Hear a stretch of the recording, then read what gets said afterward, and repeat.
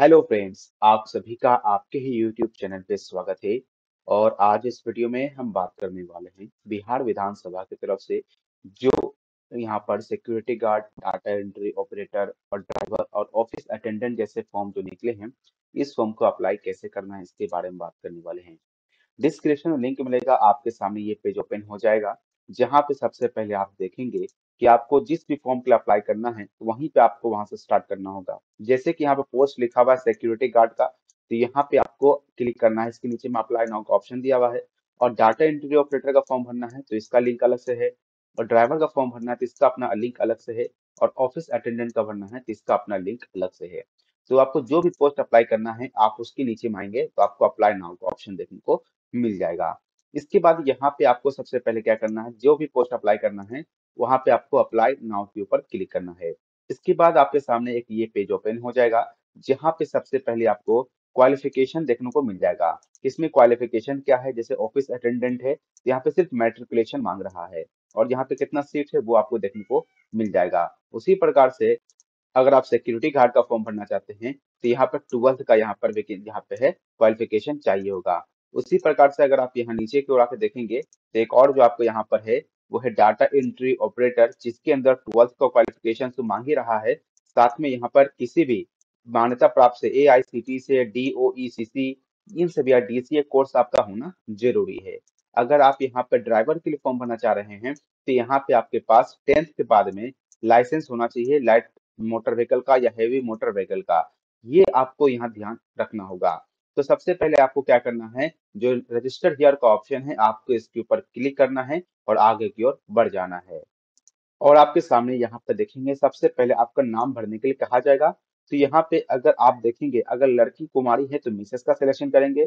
अगर कोई लड़के फॉर्म भर रहे हैं तो यहाँ पे आप श्री का इस्तेमाल करेंगे। अगर सॉरी मिस्टर का इस्तेमाल करेंगे। अगर आप मुसलमान हैं और आगे में MD लगाते हैं तो आप यहाँ पे MD का इस्तेमाल यहाँ पे कर सकते हैं। ठीक है। उसके बाद यहाँ पे आपको सिलेक्शन करना है अपना नाम को। उसके बाद यहाँ पे अपने नाम को कंफर्म भी करना है।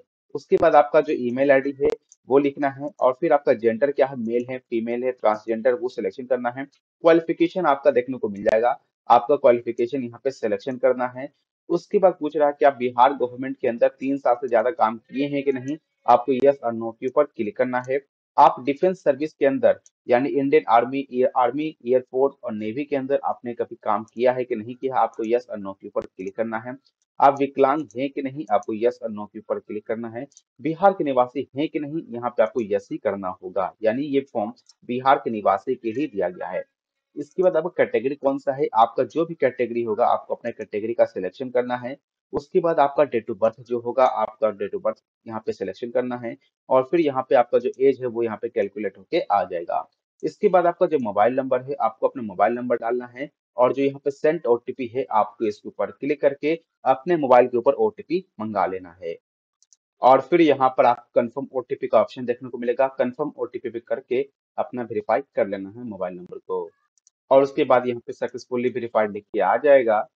और फिर आपको यहाँ पे रजिस्टर का ऑप्शन देखने को मिल जाएगा, रजिस्टर के ऊपर क्लिक कर देना है। और उसके बाद आपके मोबाइल नंबर पर यहाँ पे OTP, यहाँ पर इसका SSN नंबर और पासवर्ड चला गया होगा। तो आपको क्या करना है, लॉगिन टू कंटिन्यू के ऊपर क्लिक करना है। और यहाँ पर जो एप्लीकेशन आईडी या मोबाइल नंबर जो है और आपको जो पासवर्ड मिला है उसका इस्तेमाल करके लॉगिन के ऊपर क्लिक करना है और फॉर्म को आगे की ओर बढ़ाना है।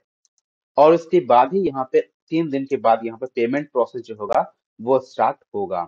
यहाँ पे जब लॉगिन होगा तो यानी कि पेमेंट जस्ट बाद में करना है। तो यहाँ लिखा हुआ है कि पेमेंट आपका 3 दिन के बाद में स्टार्ट होगा। तो आपको क्या करना है इसके बाद है।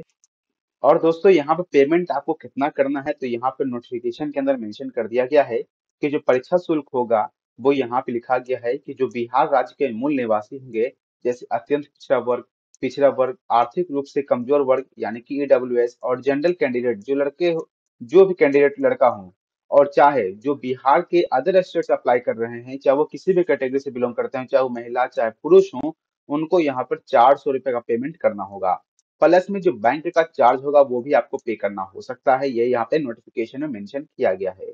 और साथ ही यहाँ देखेंगे तो बिहार राज्य के जो मूल निवासी SC, ST और 40% से ज्यादा जो दिव्यांग है और जितने भी कैटेगरी के महिला जो बिहार के निवासी है उनको यहाँ पे 100 रुपए का पेमेंट करना होगा। अब ये पेमेंट कैसा होगा, तो वो यहाँ लिखा गया कि ऑनलाइन के माध्यम से पेमेंट होगा, जो कि आप नेट बैंकिंग, क्रेडिट कार्ड और डेबिट कार्ड के माध्यम से ही कर सकते हैं। यहाँ पे यूपीआई और क्यूआर कोड का ऑप्शन नहीं है। अगर ये ऑप्शन नहीं रहेगा तो आपको इन्हीं तीन में से पेमेंट को कंप्लीट करना होगा।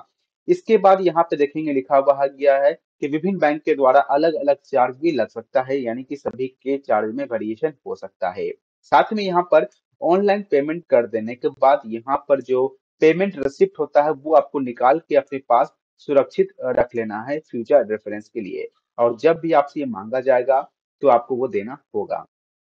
और वैसे कैटेगरी जो एससी एसटी में हैं और वो लाभ का दावा कर रहे हैं, अगर वो एससी एसटी सर्टिफिकेट अगर वो डॉक्यूमेंट वेरिफिकेशन में नहीं जमा करते हैं तो उनके खिलाफ कार्रवाई किया जा सकता है।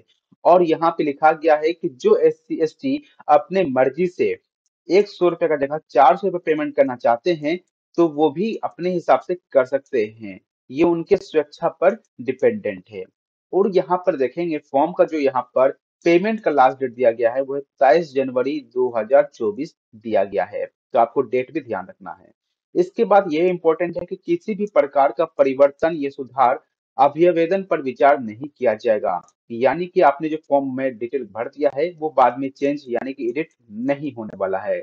और यहाँ पर इसके लिए सचिवालय यानी कि ये डिपार्टमेंट है, ये इसके लिए जिम्मेवार नहीं होगा। इसके बाद यहाँ पे लिखा गया है कि आपका email ID, mobile number, user name और पासवर्ड अपने पास सुरक्षित रख लेंगे। ये भी एक इम्पोर्टेंट यहाँ पर बात है। अब पेमेंट हो जाने के बाद फिर से आपको क्या करना है, लॉगिन पे आना है। अब जहाँ पे आपको जो है डिटेल्स ऑफ फॉर्म यहाँ पे भरने के लिए कहा जाएगा। जैसे यहाँ लिखा हुआ है कि after payment candidates needs to apply for post by filling of form. यानी कि पेमेंट होने के बाद आपको फॉर्म भरने के लिए कहा जाएगा। अब इस फॉर्म के अंदर क्या क्या मेंशन करना पड़ेगा, तो हो सकता है यहाँ पे आपके पापा का नाम, मम्मी का नाम, आपका एड्रेस और आपका 10th का या 12th जो भी आपका क्वालिफिकेशन है उसका फुल डिटेल्स यहाँ पे मांगा जाएगा। जिसमें कि आपका पासिंग ईयर क्या है, सब्जेक्ट कौन सा है और कितना परसेंटेज आया है, कितना मार्क्स आया है, कितना टोटल मार्क्स का था। और हो सके तो डॉक्यूमेंट्स भी अपलोड करने के लिए कह दे। लेकिन यहाँ पे दो चीजें अपलोड करने के लिए कह रहा है, वो आपका फोटोग्राफ है और सिग्नेचर है। और फोटो यहाँ पे लिखा गया है कि फोटो ध्यान में अपलोड करना है कि वो क्लियर होना चाहिए। और फोटोग्राफ जो अपलोड कर रहे हैं वो कम से कम 5 फोटो आपके पास होना चाहिए, ताकि जब भी डॉक्यूमेंट वेरिफिकेशन हो तो आपके जब से आपसे मांगा जाए आप उसको दे सकेंगे। उसके बाद यहाँ पे फॉर्म को कंप्लीट करने के बाद आप फिर से लॉगिन पे क्लिक करेंगे और वहां पर डाउनलोड फिल एप्लीकेशन सेक्शन मिलेगा, जहां पे आपको फॉर्म को डाउनलोड करके अपने पास रख लेना है, वो भी 2 हार्ड कॉपी। और सभी हार्ड कॉपी के अंदर बारकोड का होना जरूरी है, ये भी यहाँ पर मेंशन किया गया है। और सभी डॉक्यूमेंट्स को अपने तैयार रखना है जो फॉर्म के लास्ट डेट से पहले का होना चाहिए। इस प्रकार से जो फॉर्म है आपका आसानी से फिलअप हो जाएगा। अगर फिर भी कम दिक्कत हो रहा हो तो कमेंट करके पूछिएगा, मैं आपको उसका जवाब जरूर दूंगा। मिलेंगे जल्दी नेक्स्ट वीडियो में। Thank you for watching this video.